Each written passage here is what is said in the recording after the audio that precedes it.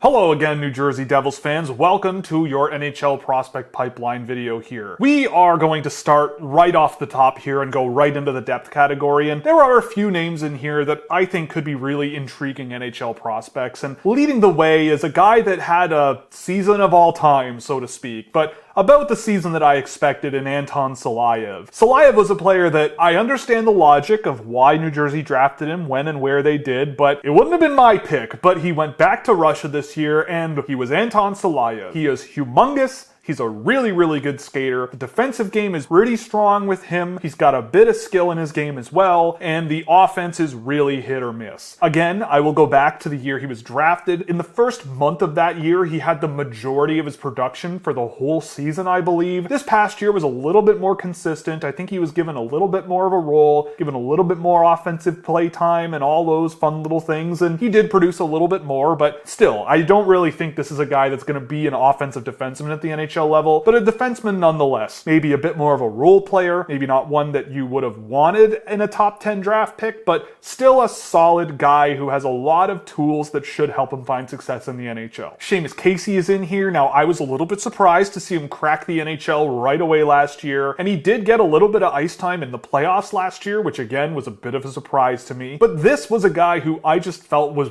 really impressive when I saw him this year here and there. Yes, the point production in the AHL trailed off a little bit. Yes, the defensive metrics at the NHL level were a big work in progress, but there's a lot to his game that I think is worth digging into. The skill level, the dynamic skating ability, the offensive confidence, the creativity. There's a lot that I love in his game, and while again, with how their defense group looks right now, I'm not sure he's an NHLer right away. Taking another step forward in the AHL and being one of the more productive defensemen in that league would be a really, really welcome shift in his positive direction. I love this kid. I hope that it works out for him. I think there's a lot of upside in his game, but he's kind of a nice mirror to a guy like Silayev. Maybe the two of them play together at some point, because there's really a very, very low floor with Casey, but there isn't that floor with Silayev. But there's a huge ceiling with Casey, and there isn't necessarily that with Silayev. So if I could blend these two guys together and have a 6'3" offensive Seamus Casey style defenseman with the defensive abilities of a Silayev, I might have the best defenseman of all time. But maybe these two can sort of create that player in the aggregate in the NHL lineup at some point, even if it isn't this season. It might surprise the casuals watching this video that I have Gustav Hillstrom up here. I just love this kid. While I don't see Hillstrom as a guy that's going to shoot the lights out in the NHL, score 80 points, and be the massive steal of this past year's draft, I think he's going to be one of those guys where he's on a competitive NHL team as your third line center, and over the period of time that he plays in the league, more and more people in and outside the league go, that guy's pretty valuable. He may not be the guy scoring all the time, but that's a guy that I want on my team because he's just so smart. I think the fun parts of the game are what he needs to improve, but this is a guy who will be as good as his talent development takes him. He's got a really good frame to play with. He's got some skill. He's a good pacey guy with some good energy. The SHL was a little bit much for him, but I think his under 20 level play really showcased his possibilities. I'm not totally sold that he's going to get there, but with players like this, I'm optimistic about their development really working in resonance with what they do well. And I think Hillstrom might be a guy that 3, 4, 5 years down the line could be a player that really cements himself in the NHL as a rock solid player that every team probably wants to have around. I know I certainly would have pushed for him well before the Devils took him, but where they got him in the draft, it is an easy call for me to take the bet on him. I've also thrown Lenny Haminaho in here, and I'm not totally sold on this being a real likelihood, but a coach will probably plop him in the NHL, and if you give him the right job, I think he could do fine. You really sort of remove him from the responsibilities, moving the puck up the ice, and maybe outside of the physical play in his own end, not necessarily being that defensive winger, but just a guy who can finish that one little skill move in the offensive zone, pulling the puck around a guy, getting scoring chances, mucking it up in front. Haminaho could do that. There's a lot in his game that I like. We'll see how much of a ceiling there is to his game, but I think there's a very strong chance this guy's in an NHL lineup at some point. And the last one in this group is Mikhail Yegorov, who, God love him, he was with the Omaha Lancers again to start the year. He didn't even last 20 games. That was a very, very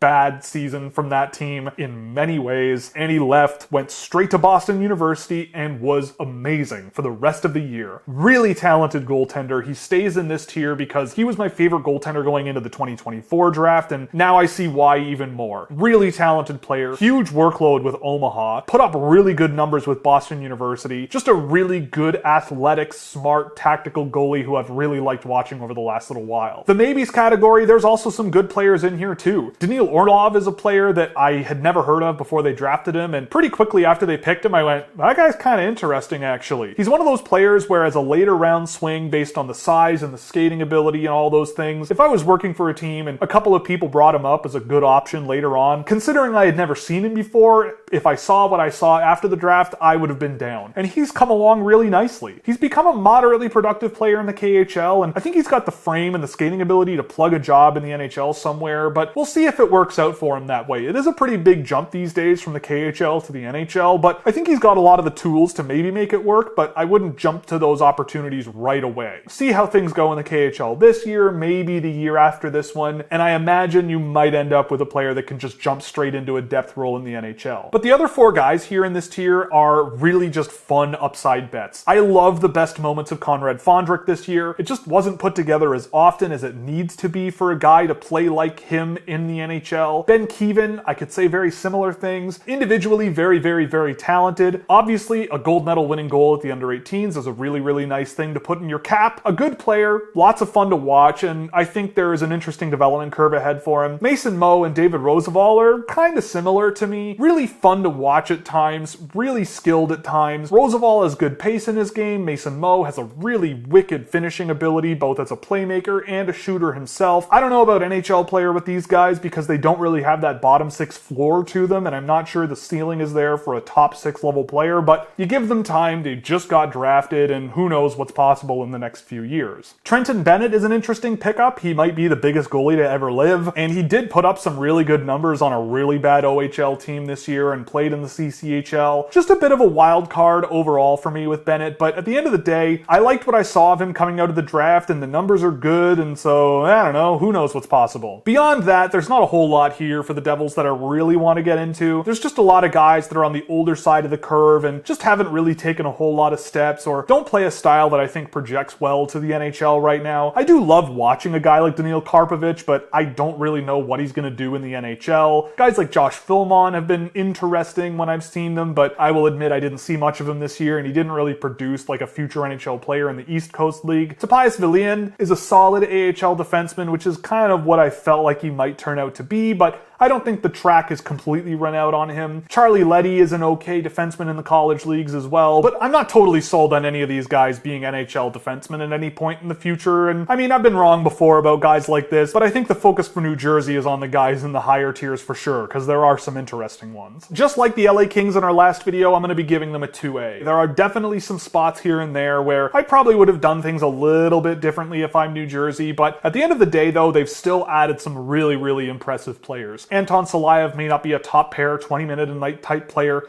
and maybe not the type of player you drafted 10th overall, but an NHL defenseman that is pretty solid at what he does night in and night out for sure. The ceiling on Seamus Casey I think is immense still. You saw flashes of it in the NHL, and I really hope he can continue to figure it out. I love Gustav Hillstrom personally. I'm on a bit of an island on that one, but I love him. Lenny Haminaho I think could work out to be a guy in the NHL every night doing certain things quite well, which is a definite win compared to where they drafted him. Mikhail Yegorov looks great so far, and in the maybes group, there's some good ones here, right? You've got Fondrick, Keevan, Moe, and Roosevelt, who all are just fun to watch, upside bets, and Daniil Orlov has been a guy that I've really enjoyed watching over the last little while. Yes, there's a lot of older players from the years where they drafted a lot more than they have in the last couple of years that are aging out and haven't really hit the ceiling that I think maybe they were hoping for, but that's not to say that this is a team that's done poorly in the draft. They've added some really good players over the years, and I feel like there's a few more on the way, even if there's less certainty with quite a few of them. And with that, we're going to call it. If you liked the video, definitely like and subscribe. If you really liked it, definitely consider a subscription over at Scouching.ca, where you can get access to all kinds of fun data tools on our Discord server and plenty of other fun stuff that you're just not going to find anywhere else on the internet. So check that out at Scouching.ca. Thank you for watching, and we'll see you in the next one.